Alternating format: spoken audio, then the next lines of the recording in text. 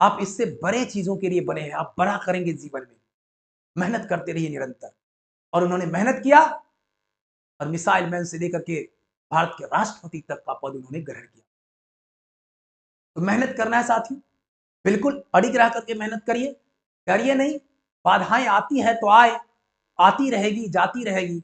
हर बाधाओं को पार करके अपने लक्ष्य तक पहुंचना ही आपका कर्तव्य बनता है। जय हिंद साथियों, स्वागत है आपको वीडियो में सक्सेस के नेटिव में। साथियों, आज का यह वीडियो बिहार शिक्षक भर्ती परीक्षा में बीएड अभ्यर्थियों को क्या मौका मिलने जा रहा है या उनको झटका लग चुका है, क्या सुप्रीम कोर्ट ने उनके लिए सभी दरवाजे बंद कर दिए हैं या संसद के द्वारा या बिहार सरकार के द्वारा उनके लिए कुछ गुंजाइश बची हुई है।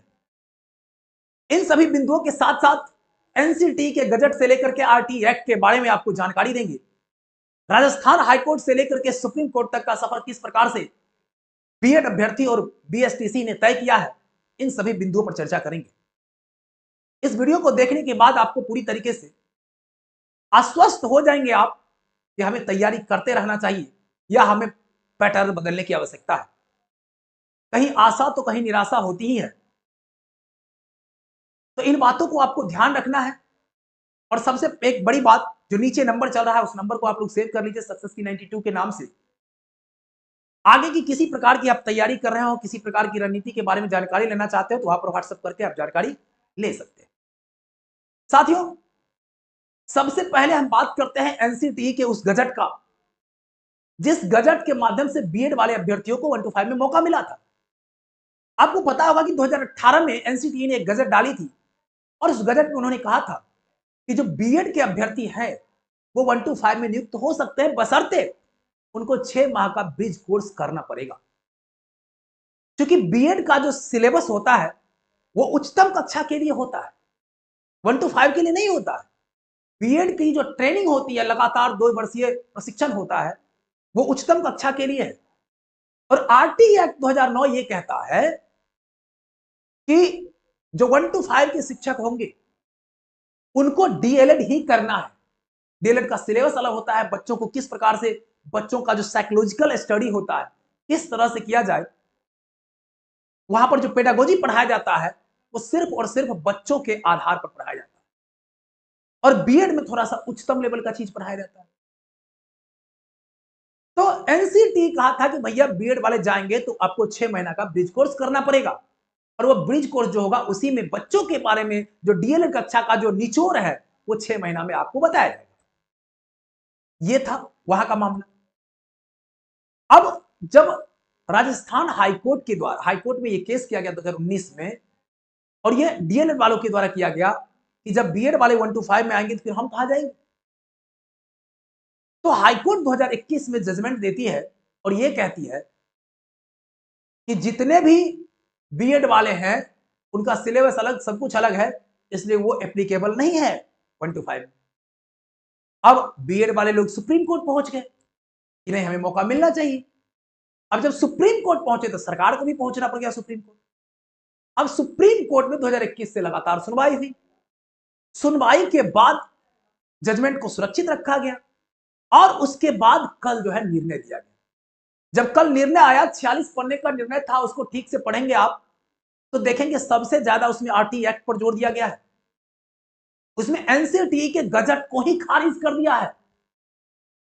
उसमें गजट को ही नहीं खारिज किया, उसमें यह भी कहा कि आप लॉ मेकर हो सकते हो, आप एकेडमिक रणनीतिकार हो सकते हो, लेकिन आपने जो गजट पारित किया है ये आप अपने मन से नहीं किए हैं। आप सेंट्रल गवर्नमेंट के जो डायरेक्शन है उसको सीधा सीधा उतार दिया है आपने। ये निर्णय कह रहा है और ये सही बात नहीं है।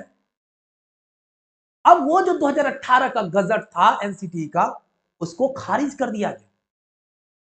अब जब एनसीटी का गजट ही खारिज हो जाएगा तो क्या बीएड वाले अभ्यर्थी को, जहां उनको मौका एनसीटी के गजट के माध्यम से दिया गया था, तो क्या मौका दिया जा सकता है? ये सबसे बड़ा सवाल है। आप खुद सोच करके देखिए, जब गजट ही खारिज हो जाए तो आपको मौका कहां से मिल रहा है? नहीं, ये सबसे बड़ा बात है। दूसरा बात देख लीजिए, उसमें इन्होंने कहा कि आरटीई एक्ट ये कहते हैं कि 1 to 5 के जो शिक्षक बनेंगे वो डीएलएड बीटीसी या बीएसटीसी के ही ट्रेंड होने चाहिए। ठीक है, तो वो आरटी एक्ट का हवाला दिया। उन्होंने कहा कि मीनिंगफुल एजुकेशन पर जोर देना हमें, और मीनिंगफुल एजुकेशन तभी संभव हो पाएगा जब 1 to 5 के लिए डीएलएड या बीएसटीसी के अभ्यर्थी उसमें भाग लेंगे।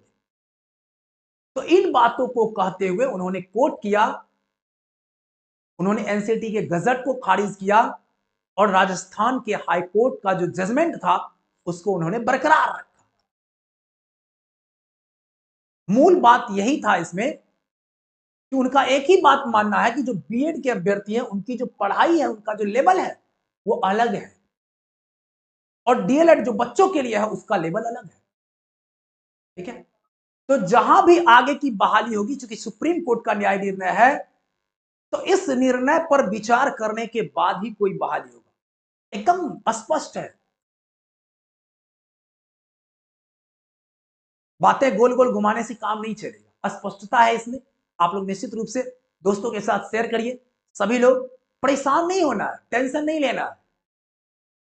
ये आपके हाथों की बात नहीं, हमारे हाथों की बात, किसी के हाथों की बात नहीं है।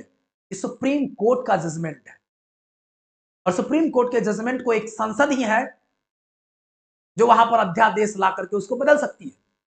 दूसरा कोई नहीं बदल सकता है। डबल बेंच ट्रिपल बेंच में जाइए, फिर लंबी सुनवाई होगी, कोई बेनिफिट्स नहीं मिलेगा। और एक बात और जान लीजिए, जब राजस्थान के अंदर बीएड वालों को भाग लेने के लिए दिया था तो एनसीटी ने एक फिर से गजट निकाली थी, और उसमें उन्होंने कहा था कि चूंकि मामला सुप्रीम कोर्ट में विचाराधीन है इसलिए इन लोगों को अभी बैठने दिया जाए। ये भी बातें था, लेकिन उनका रिजल्ट पेंडिंग में रखा जाए। तो वो बैठे थे, रिजल्ट अभी तक पेंडिंग में है उनका। तो कहीं ना कहीं यह स्पष्ट हो जाता है इन सभी बातों से कि बीएड वाले लोगों के लिए अब 1 to 5 के दरवाजे बंद होते हुए दिखाई दे रहे। लेकिन थोड़ा सा इंतजार कर लीजिए, 1 से 2 दिन का, और 1 से 2 दिन का इंतजार इसलिए कर लीजिए कि 1 से 2 दिन में सरकार भी निर्णय लेगी। वो भी मंथन कर रहा होगा कि भाई अब हम क्या करें। उनके हाथों से भी 2-2.5 लाख, कम से कम 3 लाख बीएड वाले लोग, 4 लाख होंगे, तो उनको हम कैसे अचानक से दरकिनार कर दें। अब सरकार क्या निर्णय लेती है, क्या सरकार हाईकोर्ट पर ये केंद्र सरकार पर दबाव बना करके, केंद्र सरकार को भी कोर्ट किया गया है, क्या अध्यादेश ला सकती है। हो सकता है अध्यादेश आ जाए, अध्यादेश आ जाए तो बल्ले बल्ले है सब लोगों के लिए, नियम बन जाएगा फिर वो। और अध्यादेश नहीं आएगा तो फिर बात खत्म है उसके लिए। तो इन सभी बातों को आप लोग ध्यान से समझ लीजिए, और आगे की आप लोग आप टर्न कर सकते हैं। बीएड वाले लोग हैं, एसटीटी आ रहा आपके लिए, एसटीटी में भी देखिए काफी वैकेंट सीटें हैं, लोग कम पड़े हैं वहां पे, आप उसकी तैयारी करिए, उसमें जाइए। क्या 1 to 5 के लिए मारामारी करना है, हाई स्कूल प्लस 2 में जाइए, वहां पे जाकर के अपना योगदान दीजिए, बेहतर योगदान वहां पर दे सकते हैं। ठीक है साथियों, ये मूल बातें था, हमें लगा कि आप लोग से शेयर करना चाहिए। ठीक है, अब इसमें निराश नहीं होना है साथियों, क्योंकि स्पष्ट बातें हैं। देखिए, धैर्य रखिए, और आपके जीवन में कुछ बेहतर होना है। आपने एपीजे अब्दुल कलाम के बारे में सुना होगा, वो एयरफोर्स में बहाल होना चाहते थे, वो गए, उनके पास पैसे नहीं था, बहन का गहना गिरवी रख करके या बेच करके तब वहां तक पहुंचे, लेकिन पैसा खत्म हो गया। जब वापस आ रहे थे तो लगा कि नहीं अब क्या करें, मर जाए। लेकिन उन्होंने, उनको एक जो महाराज जी थे उनके द्वारा समझाया गया कि आप इसके लिए नहीं बने थे, आप इससे बड़े चीजों के लिए बने हैं, आप बड़ा करेंगे जीवन में, मेहनत करते रहिए निरंतर। और उन्होंने मेहनत किया, और मिसाइल मैन से लेकर के भारत के राष्ट्रपति तक का पद उन्होंने ग्रहण किया। तो मेहनत करना है साथियों, बिल्कुल अडिग रह करके मेहनत करिए, डरिए नहीं। बाधाएं आती है तो आए, आती रहेगी, जाती रहेगी, हर बाधाओं को पार करके अपने लक्ष्य तक पहुंचना ही आपका कर्तव्य बनता है। बहुत बहुत धन्यवाद। अधिक से अधिक शेयर कर लीजिए, चैनल को सब्सक्राइब जरूर कर लीजिए। बहुत बहुत धन्यवाद।